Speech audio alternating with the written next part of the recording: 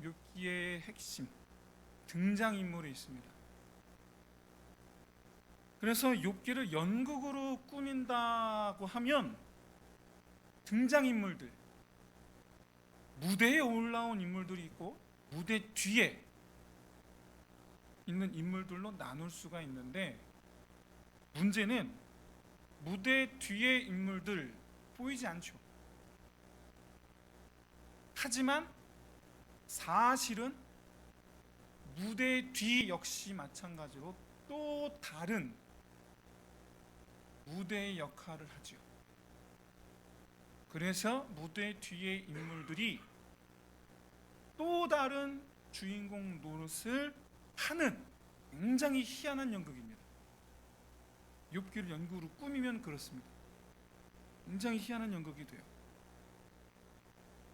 그런데 무대 위에 있는 진짜 주인공 욥이죠. 이 주인공이 무대 뒤에 인물을 갈망하죠. 그런데 욥이 갈망하는 그 인물 무대 뒤에서 전혀 나타나지 않습니다. 기척도 없습니다. 오히려 무대 뒤에는 또 다른 인물들이 난리를 치죠. 그게 욥기예요. 욥의 입장에서는 자기의 원통함을 풀어줄 이가 하나님밖에 없습니다. 비록 세 친구가 욥 네가 죄를 지었기 때문에 하나님이 너를 심판하시는 거야 라고 주장하고는 있지만, 욥의 그 정직함, 의로움을 가장 잘 아는 증인이 하나님이시기 때문에 욥은 오히려 하나님을 간절히 찾았습니다. 친구들은 하나님이 너를 심판하시는 거야 라고 했지만 욥은 오히려 그 하나님을 간절히 찾았어요. 하다못해 지금 저들이 나를 향해 하는 말이 진짜인지 그 여부만이라도 확인받고 싶었어요. 그러다가 드디어 오늘 본문에서 그 하나님께서 무대 뒤에서 무대 앞으로 달려오셨죠. 어떻게 오셨습니까? 지금까지 없었던 폭풍우 갑자기 불어닥쳐요. 얼마나 하나님께서 긴급하게 나오셨는가 묘사하는 것이 아닌가. 왜 긴급하게 오셨는가? 2절에서, 오늘 보면 2절에서 밝혀줍니다. 그건 바로 욥이 점점 어두워져 가고 있었던 거예요. 엘리후의 얘기를 들으면서 마음을, 새 친구와의 대화 속에서 마음을 딱 정했는데 또다시 자기의 그런 마음을 헤집는 엘리후로 말미암아 욥이 어두워지고 가는 거예요. 그리고 거기에 점차 성경에 나타나 있지 않지만 아마도 욥이 점점 더 하나님을 향한 사단이 원했던 바로 그것, 하나님을 원망하는 마음이 저 밑바닥에서 슬금슬금 올라오고 있었던 것이 아니었는가. 왜냐? 어두워졌다라는 것은 지혜, 총명을 잃었다라는 의미라기보다는 그가 하나님의 뜻에서 멀어지고 있다라는 의미이기 때문에 그렇습니다. 아무 죄도 없던 욥이 사단이 목표한 대로 시험에 빠져서 하나님을 원망하고 하나님께 분을 내는 죄를 범하게 될 수 있는 위험 수위에 다다른 게 아닌가. 그래서 이제 폭풍우가 나타나신 하나님께서 욥에게 뭐라 말씀하십니까? 너는 대장부처럼 허리를 묶으라. 이 말은 싸우란 얘기예요. 싸우라. 왜냐하면 이스라엘 옷은 나풀나풀거리잖아요. 나풀나풀거리기 때문에 그 나풀나풀거리는 싸울 때에 방해가 되는 그 옷을, 옷매무새를 단단하게 동여매라는 뜻입니다. 그래서 이 허리를 묶으라라는 것은 대장부처럼, 그 병사처럼 두 가지 의미가 있어요. 하나는 이제부터 이어질 하나님과의 대화에 정신을 바짝 차려라. 또 다른 하나는 싸움을 앞둔 병사처럼 전신갑주를 들고 만반의 경계태세를 갖춰라. 두 가지 의미가 있어요. 이 말씀으로 말미암아 욥이 적을 앞둔 병사로서의 정체성을 회복합니다. 정신을 차렸다는 뜻이에요. 그래서 누가 적이고 누가 아군인지, 그래서 지금 앞에 나타나신 분이 바로 그가 그토록 기다리시던 바로 그 하나님이라는 것을 알게 하신 것이죠. 또 다른 한편으로 욥으로 하여금 지금 이 무대 뒤에 또 다른 인물이 있어. 그 인물을 경계해야 해. 은연중에 알려주시는 거죠.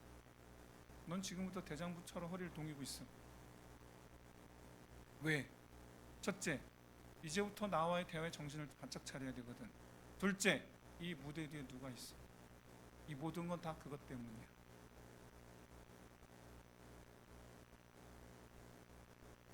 그러고 나서 이제 덧붙이시는 말씀이, 이제부터 나는 너한테 물을 테니 너 욥 네가 대답해야 돼. 이거 좀 되게 이상하지 않습니까? 지금까지 여러분 사실 가장 의문점이 많고 묻고 싶은 게 많았던 사람은 욥이에요. 그래서 실제로 내가 왜 이런 일을 당해야 되나, 저 친구들 말대로 악인이 심판을 받고 의인은 복을 받아야 되는데 왜 내가 심판을 받아야 되나, 이 질문에 대해서 하나님께서 답해 주시길 그동안 바랬거든요. 이 세상은 너무나 혼란스럽다. 왜 혼란스러운가? 하나님의 질서가 무너진 게 아닌가?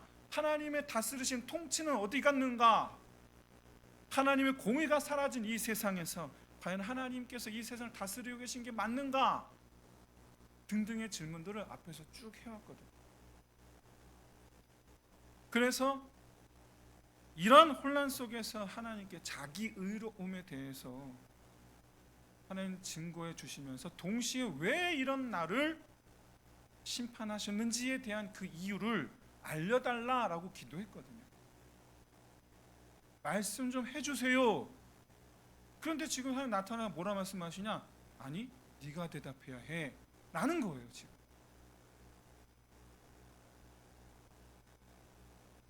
근데 여러분, 이게 사실 하나님의 응답이에요. 이것만큼 정확하고 명확한 응답이 없어요. 오늘 본문 1절에서 욥에게 말씀하여 이르시되 라는 구절이 있는데, 여기서 말씀하다 라는 이것이 히브리어로 아나라는 단어인데, 이 아나라는 단어는 말하다가 아니라 응답하다, 대답하다라는 뜻이에요.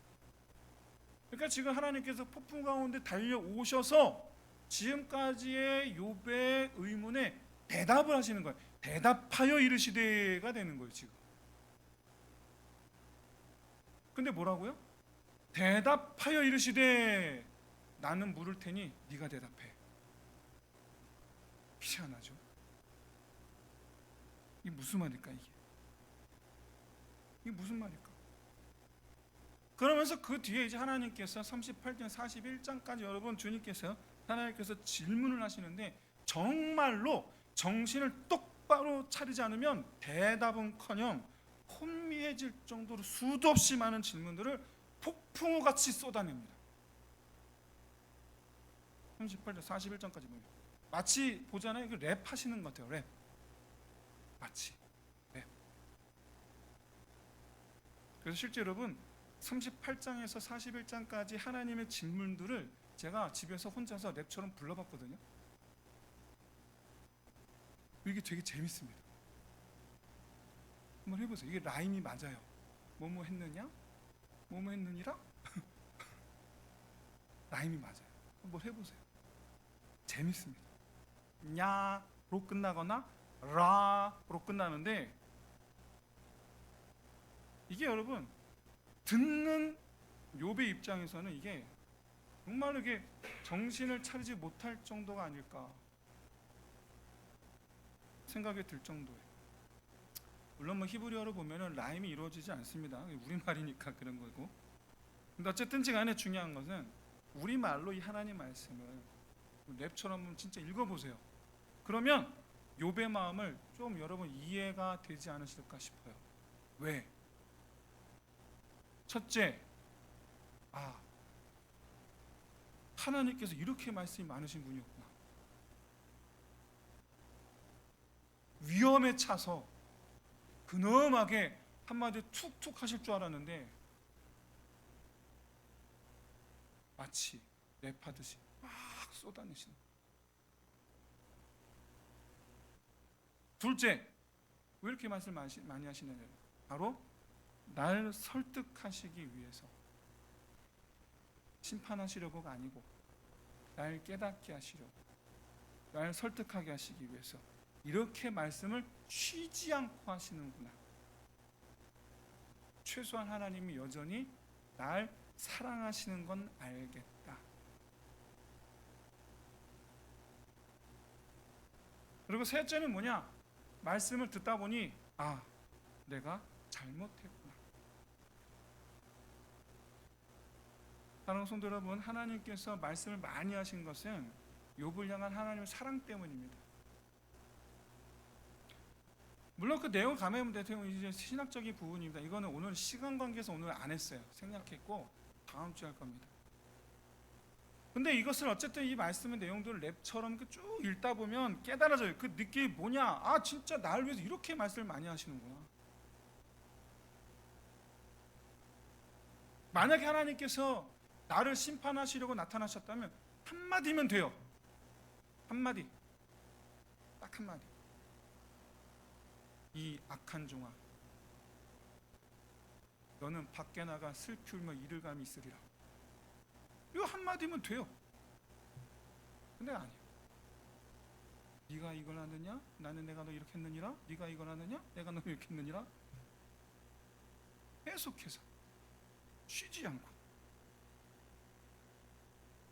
그러니까 사실 38장에서 41장까지의 내용은 그냥 글을 읽으면 책망하시는 내용이 맞습니다. 그런데 전체적인 그림을 보면 이건 책망이 아니고 욥이 하나님 마음을 알아주길 바라는 하나님의 마음이 녹아 있어요. 욥이 흔들리지 않게 붙잡아 주시는 하나님의 의도가 녹아 있어요. 그래서 욥의 입장에서 이 하나님의 의도를 만약에 읽게 된다면, 그러면 당연히 하나님의 사랑도 읽었을 거예요. 자기를 향한 하나님의 사랑도. 책망으로 듣지 않고 나를 향한 사랑으로 듣는 거죠. 그래서 마지막에 얘기하는 거예요. 주여, 그렇습니다. 내가 잘못하였나이다. 얼마나 위로가 됐을까, 욥의 입장에서. 비록 저렇게 말씀을 많이 하시면서 동시에 질책하시는 것 같지만, 네가 아느냐, 네가 뭘 했느냐, 내가 그렇게 하는 동안 넌 뭘 했느냐, 질책하시는 것 같지만 오히려 욥은 그렇게 속사포처럼 내 앞에서 저렇게 말씀을 많이 하시는 하나님, 오히려 그 모습을 보면서 안도하지 않았을까? 나를 사랑하시는. 실제로 여러분 히브리 원문을 보면 38장 1절에서 하나님, 폭풍으로 나타나신 하나님, 그 이름이 여호와입니다. 여호와. 3장에서부터 1장, 2장에 사단과 이 내기를 하시는 하나님의 이름이 여호와로 나타나요. 1, 2장에서는. 근데 3장부터 37장까지 새 친구들과의 그 논쟁이 껴있는 그곳에서의 하나님의 이름은 엘로힘이에요. 여호와가 나타나지 않아요. 그러다가 다시 38장에서 여호와는 이름이 나타나요. 예전에 제가 하나님 이름에 대해서 강의한 적이 있는데 기억하시는 분은 좋겠습니다. 엘로힘은 그 보통 명사입니다. 신가, 소문자 지오드예요. 그래서 우상에게도 쓰일 수 있는 단어예요. 우상한테도 엘로힘이라는 단어는. 근데 여호와는 고유명사예요. 고유명사. 그리고 그 의미는 사랑과 공의의 하나님이에요. 공의와 사랑의 하나님. 사랑과 공의의 하나님. 자, 이게 무슨 뜻이냐? 자, 한번 저를 보세요. 이걸 이해를 하셔야 돼요. 여기 사랑, 공의가 있습니다. 이게 하나님이에요. 그렇다면 공의 쪽으로 기우는 하나님, 여호와인가 여호와가 아닌가요? 여호와가 아니에요. 그러면 공의 쪽으로 기울어진 이 하나님이 여호와가 되기 위해서 어떻게 하셔야 됩니까? 사랑. 사랑을 나타내셔야죠. 그래서 이 모습이 돼야죠. 이해가 되십니까? 이거 이해가 되셔야 돼요. 여호와. 왜 여호와로 나타나셨는가? 왜? 모든 사람은 다 죄인이거든요. 모든 사람. 그러니까 여호와라는 이름으로 나타나신 하나님은 공의의 하나님이시기 때문에 반드시 심판하시는 분으로 나타나요. 그런데 심판하기 위해 나타나신 하나님의 이름이 뭐라고요? 여호와. 그래서 심판하러 오신 하나님께서 뭘 약속하십니까? 회개하면 용서와 사랑을 약속하시는 거예요. 용서와 사랑, 은혜를 베풀겠다라는 거예요. 내가 지금 너를 심판하러 왔노라. 그런데 은혜를 준비했어.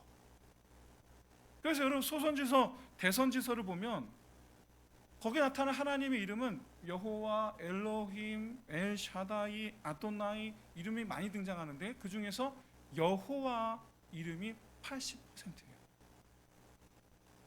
소선지서 대선지서가. 왜? 심판을 선언하는 성경이잖아요. 소선지서 대선지서가. 근데 심판을 오시면 여러분 우리는 다 죽어야 됩니다. 그래서 나타나신 이름이 소선지서 대선지서 나타나신 이름이 그래서 여호와예요. 왜? 다시 살리시려고. 그래서 소선지서 대선지서 내용이 뭐냐면 심판을 선언하시지만 말미에는 늘 항상 회복을 말씀하세요. 늘 항상. 자, 오늘 본문에 등장하신 하나님 이름이 뭐라고요? 여호와. 그러니까 여호와 하나님이 왜 나타나셨을까? 왜 나타나셨을까요? 바로 욥을 회복시키시기 위해서 달려오신 분이시구나를 알려주는 거예요. 근데 하시는 말씀이 위로가 아니에요. 답답했던 궁금증에 대해서 대답해 주시는 것도 아니에요. 반대로 네가 대답해 라는 거예요.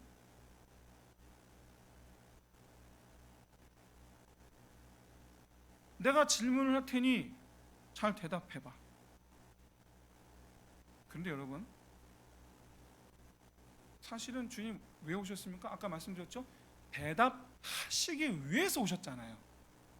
대답하시기 위해서 오셨는데, 욥을 회복시키시기 위해서 오셨는데, 정작 하신 말씀은 난 질문할 테니 넌 대답해. 이게 의도가 있는 거예요.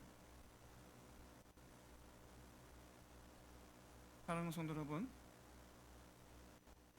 주님 하시는 말씀은 욥의 정체성, 즉 우리의 정체성에 대해서 말씀하시는 거예요. 아니 우리에게도 동일하게 말씀하십니다. 사랑하는 아들들아, 사랑하는 딸들아, 너희는 질문하는 자가 되지 말고 너희는 대답하는 자가 되어라. 이게 하나님 우리의 뜻이에요. 그렇게 될 때에 회복이 있으리라는 거예요. 그렇게 될 때에. 또 한 가지는 주님께서 오셨잖아요. 대답하시기 위해서 오셨어요. 오신 게 대답이에요. 오신 게.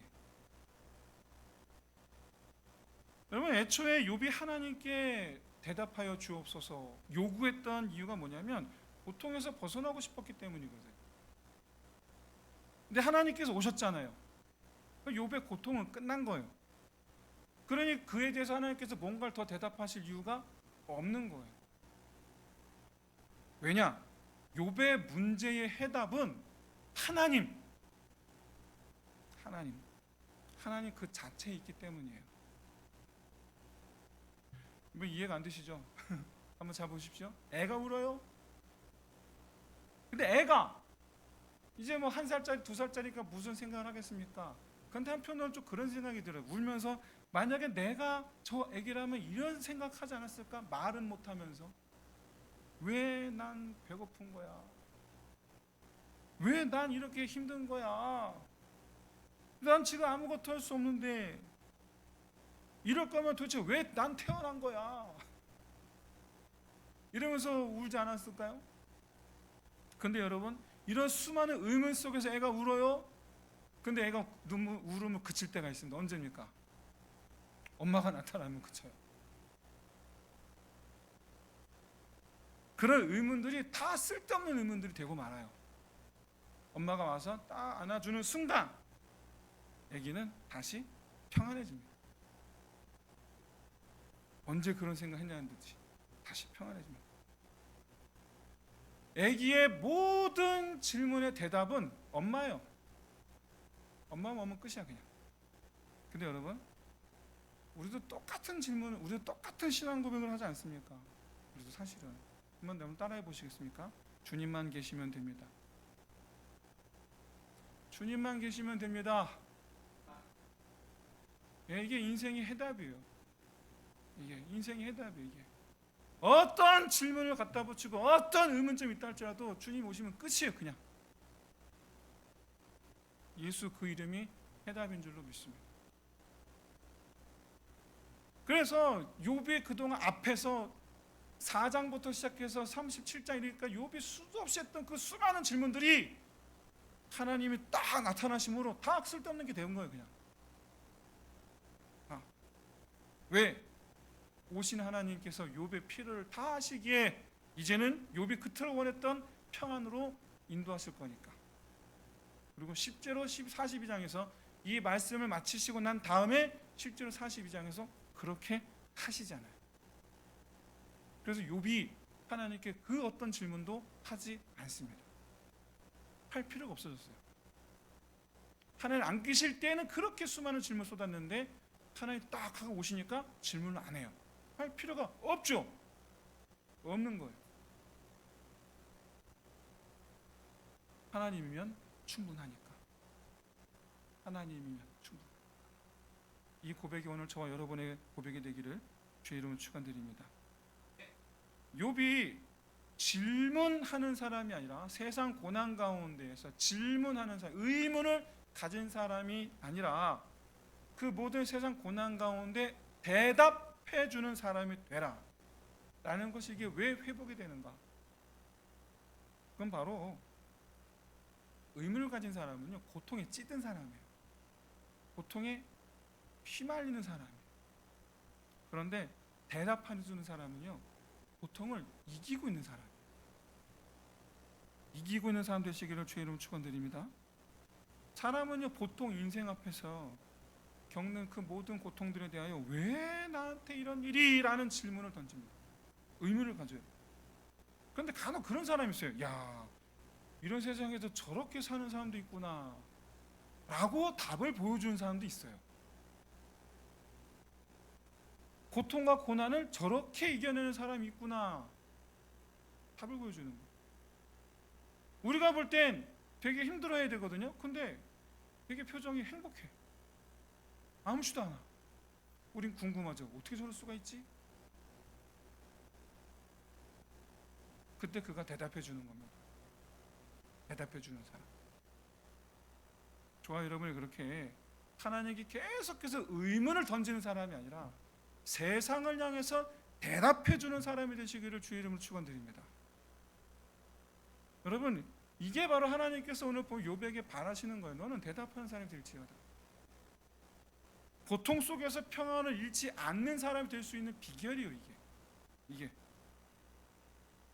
어떻게 그럴 수가 있느냐? 너는 대장부처럼 허리를 동이고 고통에 맞서 싸우면 담대함을 얻을 것이고 도우심을 얻어 끝내 이기는 자가 될 줄로 믿습니다. 여기 여러분 잠깐 다시 한번 욥기라는 무대 전체를 다시 한번 좀 이렇게 멀리 떨어져서 조망해 보겠습니다. 욥기의 배경은 하나님과 사단의 줄다리기 장이에요. 그러니까 영적 전쟁의 장이라는 뜻이에요. 욥의 고통은 하나님의 편에 선 성도들을 향한 사단의 공격에서부터 시작이 돼요. 이걸 이제 요한계시록을 이미 배운 우리는 이걸 잘 알고 있죠. 그래서 우리는 요한계시록을 배운 우리는 이런 사단과 하나님의 줄다리기의 장 속에서 영적 전쟁이 이루어지고 있는 이 링 위에서, 세상이라는 이 링 안에서 사단의 공격이 우리에게 딱 꽂혔을 때 왜 나한테 이런 일이? 할 것이 아니라 이래야죠. 또 너냐? 또 너냐? 안 되겠네. 누구 불러와야죠. 누구 불러옵니까? 우리 아버지 불러와야 되겠네. 아버지 불러와야 되겠네. 아버지 불러와야 되겠네. 아버지 부르는 자 되시기를 주의 이름으로 축원드립니다. 자꾸 하나님한테 의문 질문 던지지 말고 정확하게 알고 내가 살고 있는 이 삶의 현장의 무대의 정체를 정확하게 알고 그래서 안 되겠네. 우리 아버지 불러와야 되겠네. 아버지를 열심히 부르는 저와 여러분 되시기를 진심으로 소원합니다. 사실은 이제 다다음 주에 계획했던 커버드 시 기도회를 하면서 이걸 얘기하려고 그랬는데 한 달이 미뤄져 갖고 아다리가 안 맞았는데 여러분 기도하셔야 돼요. 기도하는 거 게을리하지 마세요. 내일 하면 되지. 아니요. 하나님 말씀하셨잖아요. 뭐라고 말씀하셨어요? 쉬지 말고 기도하라고. 언제까지 쉴 거예요? 언제까지? 기도하는 거 도대체 언제까지 쉴 거예요? 기도하라고 했더니 도끼를 들고 쳐다보대? 어떡할게요 그러면? 그러지 마세요. 기도하세요. 기도하기 위해서 쉬지 마세요. 기도하기 위해서 교회로 달려오시란 얘기예요. 왜 교회를 안 와? 기도하라고 그랬더니 전화도 안 받아. 그러지 마세요. 제가 부담 드리는 게 아니에요. 기도하러 오세요. 우리의 살 길은 기도밖에 없는 줄로 믿습니다. 정말 진심으로 바라건대 사단 마귀가 나를 이김으로 고꾸라진 상태에서 왜 내 삶은 이래? 라고 의문으로 가득한 삶을 살지 말고 많은 사람들에게 하나님만이 생명의 길이요 라는 것을 내 삶으로 대답해 보일 수 있는 저와 여러분이 되시기를 주의 이름으로 축원드립니다. 어떻게 살아야지 그게 됩니까? 하나님만이 생명의 길입니다 라는 것을 어떻게 해야지 이게 보여주는 삶이 됩니까? 이에 대한 하나님의 응답이 38장 이하 계속해서 말씀하시는 욥에게 질문하시는 바로 그거예요. 내가 다스리는 자다. 사단이 다스리는 이 세상에서 우리가 사단을 이기는 길은 하나님께서 나를 다스리시면 사단을 이기는 것이 될 줄로 믿습니다. 하나님 나를 다스리시면 이기는 자가 되는 거예요. 하나님의 손길을 거부하지 마세요. 거절하지 마세요. 더 나를 붙잡아 주옵소서. 나를 다스려 주옵소서. 간구하는 자가 될 줄로 믿습니다. 순종하겠습니다. 죽도록 순종하겠습니다. 말씀하시면 순종하겠습니다. 제발 말씀하옵소서. 욥은 하나님께서 말씀하지 않으셔서 답답해 죽을 뻔했거든요. 하나님의 말씀하시면 응답으로 받으시기를 진심으로 소원합니다. 하나님 누굴 통해서 여러분에게 말씀하십니까? 다 같이 시작. 다 큰 소리로 시작. 알면서 왜 안 합니까?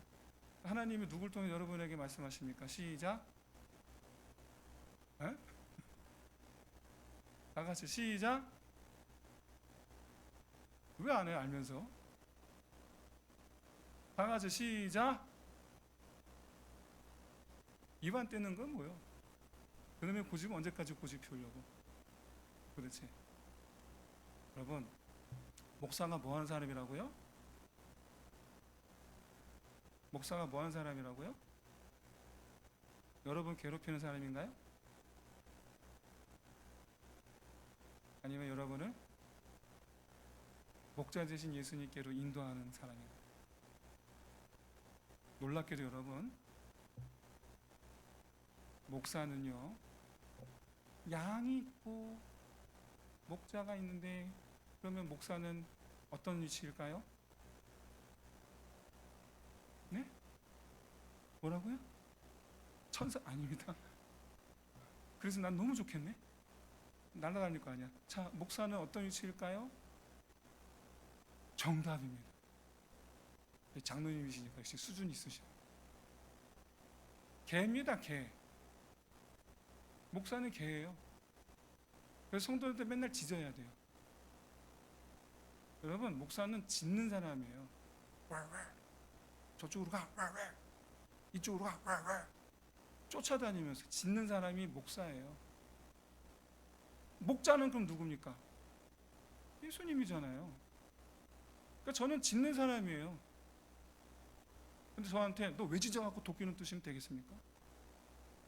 제가 하는 일인데, 제가 해야 되는 일인데, 제가 짖으면 전화도 안 받아요. 제가 짖으면 저를 원수만큼 쳐다봐요. 내가 짖으면 짜증내요. 근데 저는 짖어야 되는 사람. 근데 그 짖음을 여러분 하나님의 부르심으로 들으시기를 진심으로 소원합니다. 하나님 부르심으로 들으셔야 돼요. 아, 절로 가야 되는구나. 아, 절이 아니고 여기로 가야 되는구나. 네. 제가 짖으면 그때 여러분 정신을 차리십시오.